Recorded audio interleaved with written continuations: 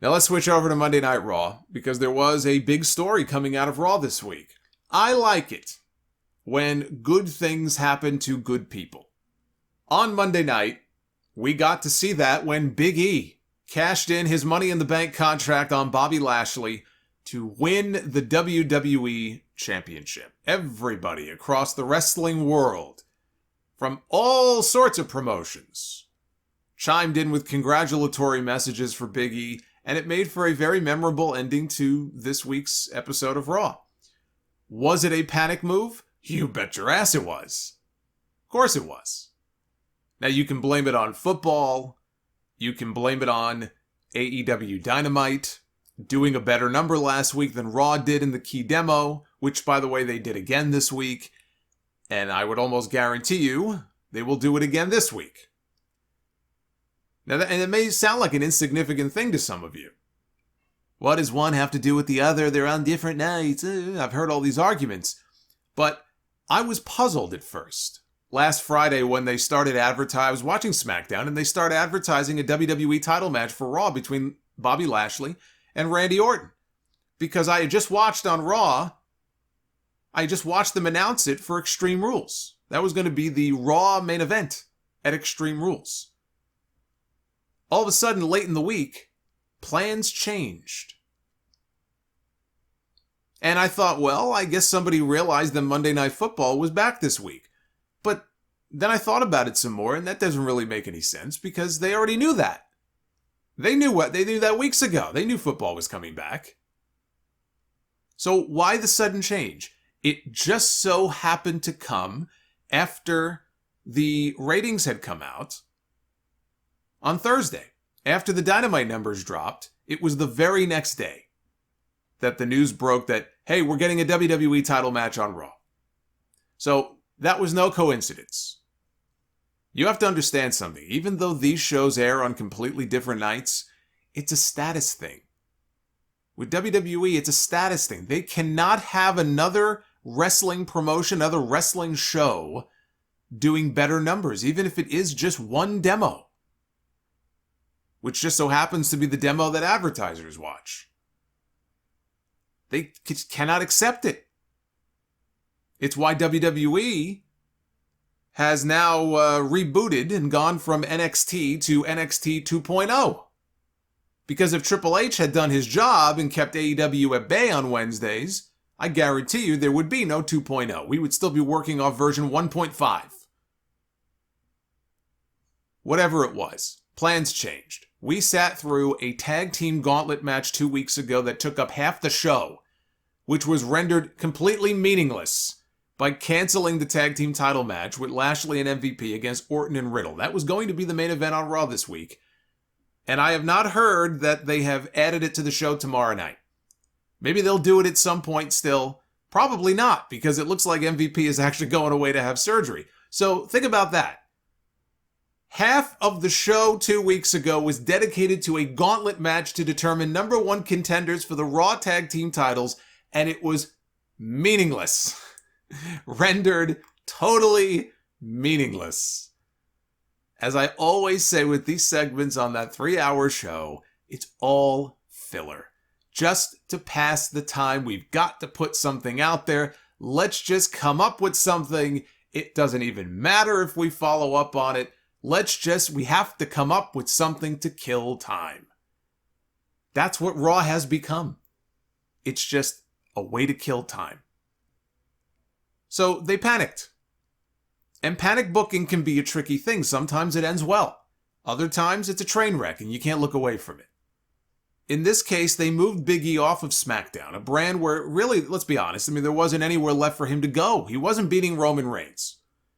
So they sent him to a brand that was in dire need of a new top babyface. Randy Orton is part of a tag team. AJ Styles also part of a tag team, although he's a heel anyway. He's not a babyface. Drew McIntyre has been moved down the card.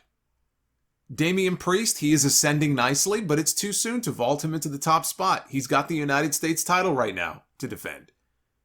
Keith Lee, he's busy wrestling dark matches until they figure out what the fuck to do with him.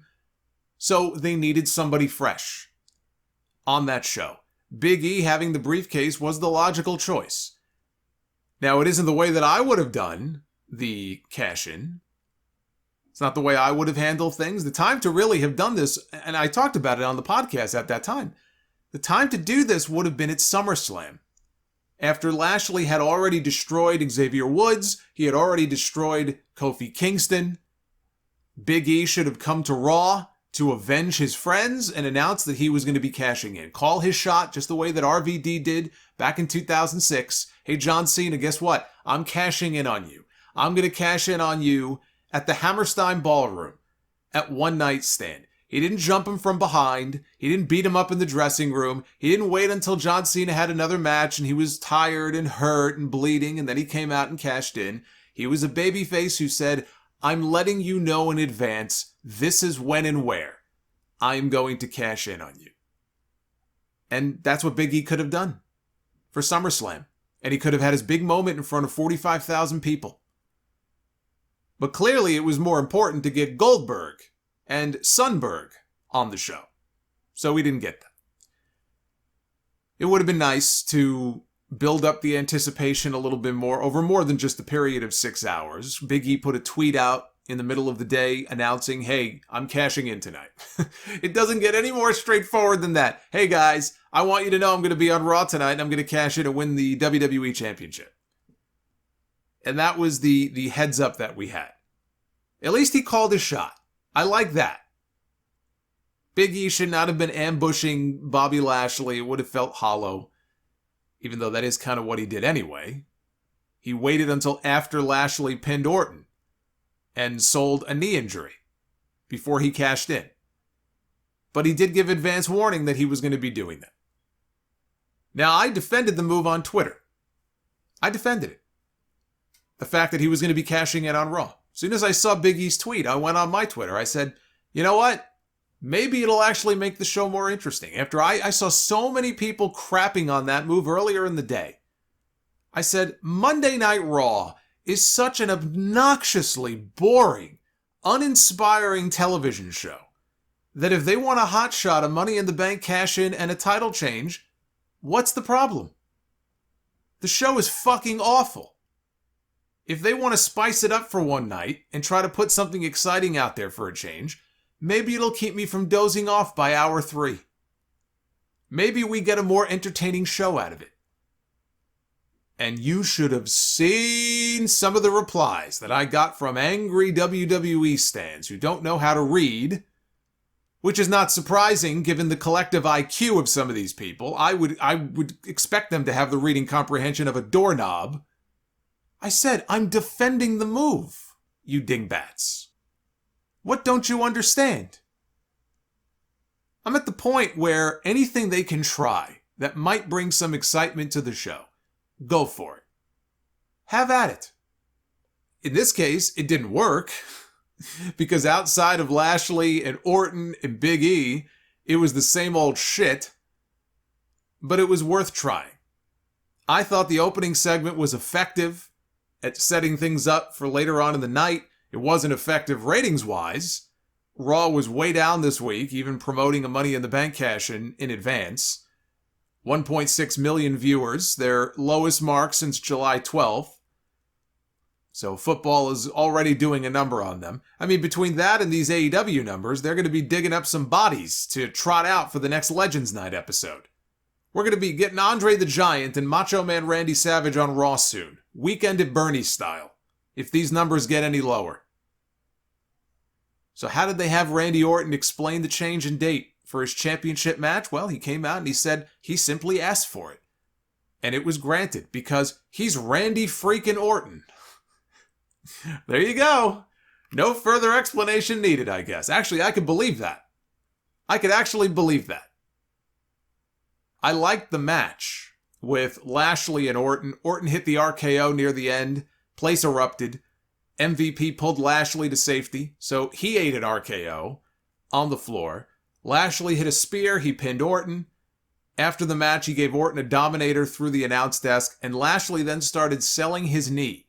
Like he couldn't put any weight on it. He started hobbling up the ring steps, and Big E's music suddenly started playing.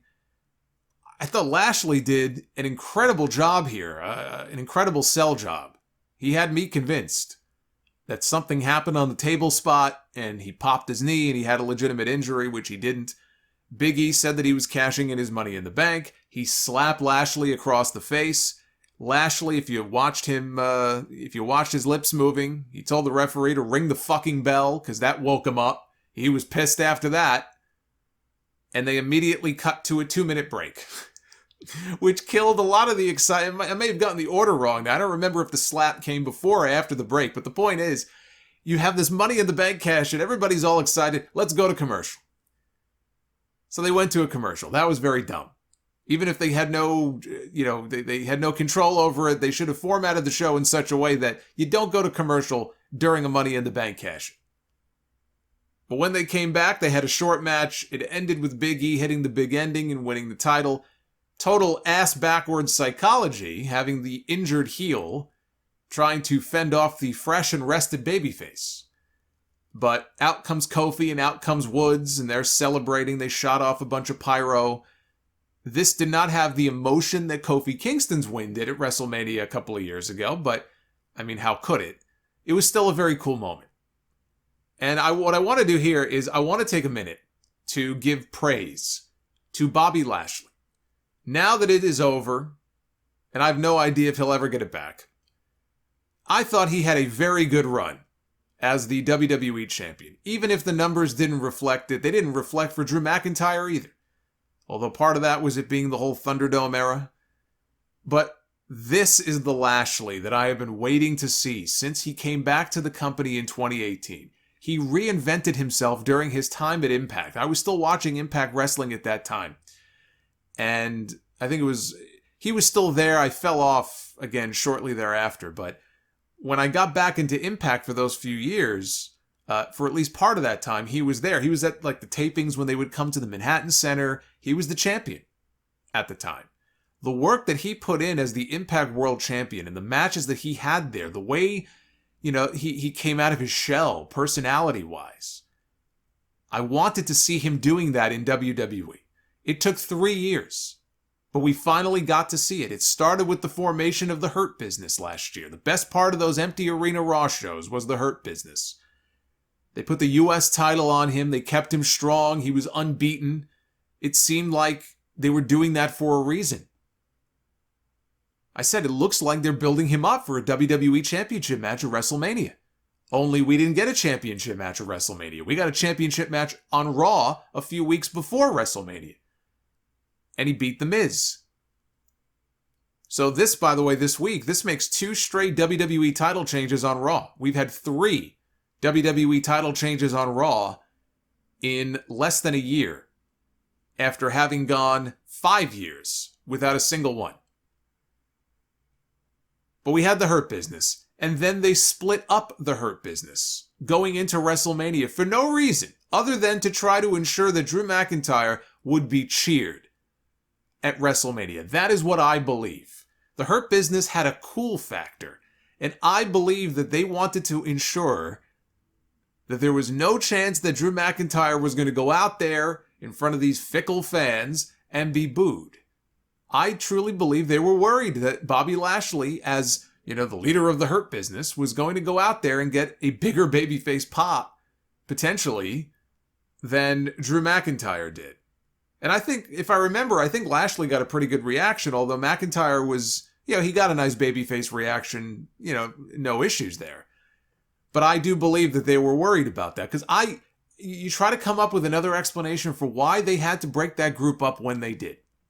Maybe by now they would have been broken up. But when they did it, it was way premature. And there were stories about Lashley and MVP going to Vince and meeting with Vince and pleading with him, trying to state their case. Don't do this. This is not the time to do it. And Vince was adamant about it. And why would he be so adamant about it if he wasn't worried about getting the reaction that he wanted to at WrestleMania? Why did they have to do it when they did? Ask yourself that question. There was no good reason for them to do that.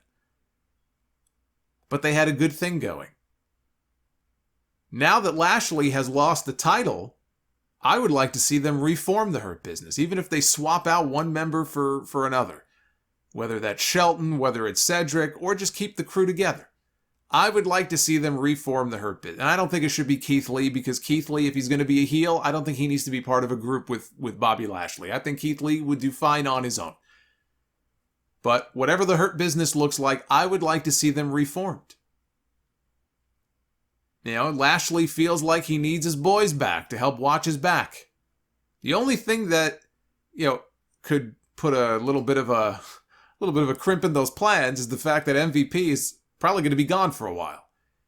WWE claimed that he suffered a broken rib, which I'm assuming is a storyline injury, but they claim a broken rib on the RKO from Randy Orton. And when MVP saw that tweet, he quote tweeted it, and he said, well, since I'm out with my broken rib, maybe I should get my knee fixed.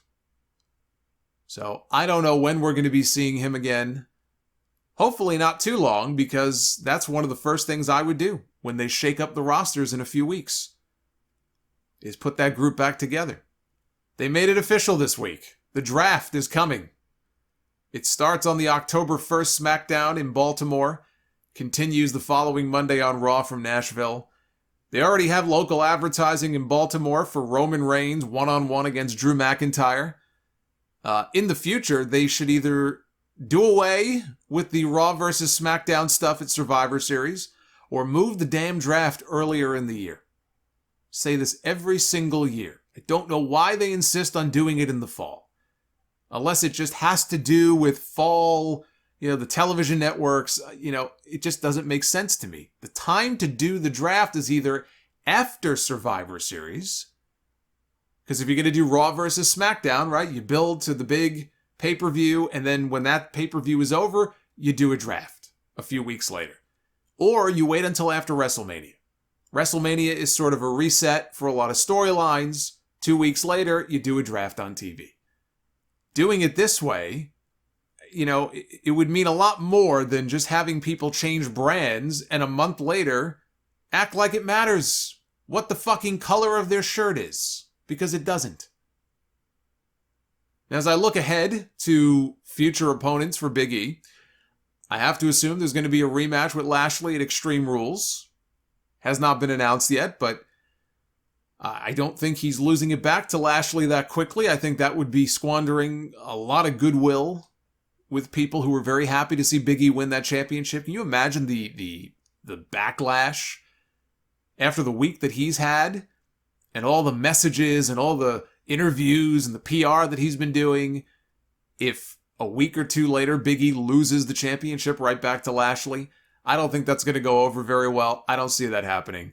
I look at the Raw roster, and it really doesn't even matter, because Raw is probably going to look very different in 3 weeks than it does right now. And I don't know what the future holds for, Kevin Owens, given his contract status, but I look at a guy like KO, and boy, if anybody is due for a fresh start and a vicious heel turn, it's Kevin Owens. Did you see him on SmackDown this week? He comes across like just another guy on the show. Like he doesn't even look happy to be there. How could he be? So that's one move I would make in the draft. We'll see how things shake out in the draft. But congrats to Big E. I was getting him ready to be my Royal Rumble winner at the beginning of this year. So I think he's more than ready. I'm one of those people, I'm in the camp of, he's not ready. No, he was more than ready. He was more than ready to stake his claim and get a run with the championship. I just hate that it had to come at the expense of Bobby Lashley, because I thought he was doing a great job.